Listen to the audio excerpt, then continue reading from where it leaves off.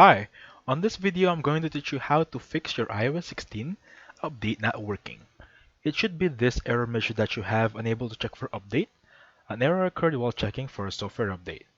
Now, a few reasons here might be that your internet is slow, you have an internet connection problem, your storage is going to be low, and for rare occasions you're going to have bugs and glitches on your phone.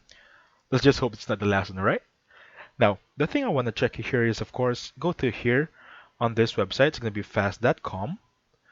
Let me just double check that one. It's going to be fast.com to check your Mbps speed or your internet speed.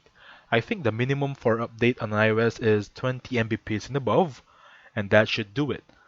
As you can see here, I already posted mine on the internet check. It's 27 Mbps.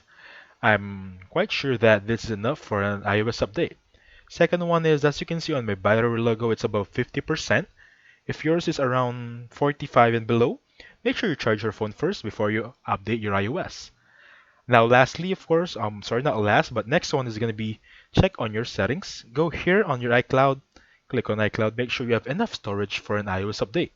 As you can see here, mine is 14.7 gig out of 50. That is still a lot of storage for an iOS update. And then go back to settings. I have two more steps for you to check here. I want you to go on this screen time and make sure that click on content privacy, make sure this part is turned off.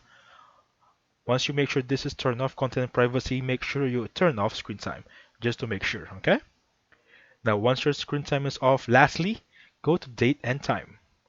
If you can't find date and time, just type in date right here and make sure that set automatically is turned on.